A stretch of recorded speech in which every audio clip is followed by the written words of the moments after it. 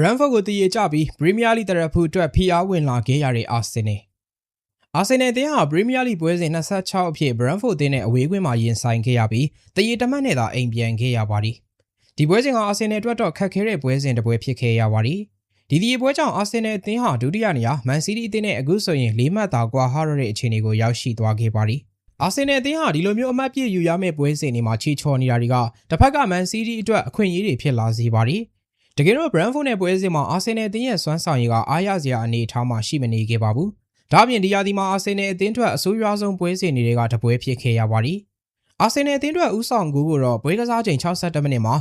Noni Madueke က Hincapié ရဲ့ဖန်တီးပေးမှုကနေသွင်းယူပေးခဲ့ပါတယ်။ဒီသွင်းကိုတကူက Arsenal အတွက်အနိုင်ရဖို့မလုံလောက်ခဲ့ပါဘူး။ Arsenal ဦးဆောင်ကိုရပြီး10မိနစ်အကြာမှာတော့ Brentford ဘက်ကတောင်ပန်ကစားသမားလေးပေါ်တာဟာခြေပါကိုသွင်းယူခဲ့ပြီးတစ်ဖက်တစ်ကိုးစီတည်ရဖြစ်စေခဲ့ပါတယ်။ပွဲပြီးဆုံးကန်ဒီမှာနှစ်ဖက်စလုံးကအနိုင်ရဖို့အခွင့်အရေးကိုစီရခဲ့ကြပေမဲ့ဘယ်အသင်းကမှအတုံးမချနိုင်ခဲ့ပဲတည်ရနဲ့သာပြီးဆုံးခဲ့ရပါတယ်။ပွဲပြီးမှာတော့အသင်းရဲ့စွမ်းဆောင်ရည်ကိုဂိုးသမားရာယာကမကြေမနက်ဖြစ်နေခဲ့ပြီးဒီထက်ပိုကောင်းလာဖို့လိုအပ်တယ်လို့အသင်းပေါ်တွေကိုအခုလိုပဲသတိပေးသွားခဲ့ပါတယ်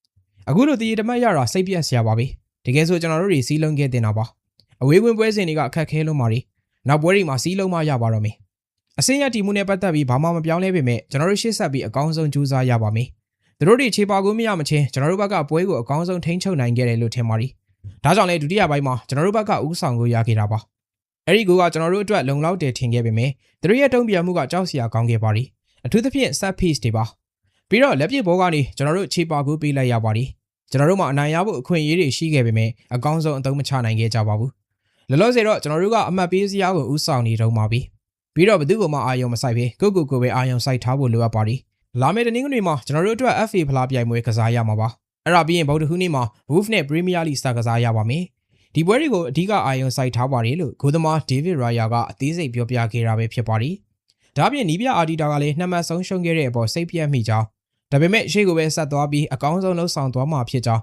ပရိသတ်တွေကိုဂရုပေးသွားခဲ့ပါသေးတယ်။အဆုံးထိကြည့်ပေးကြလို့အားလုံးကိုကျေးဇူးတင်ပါတယ်။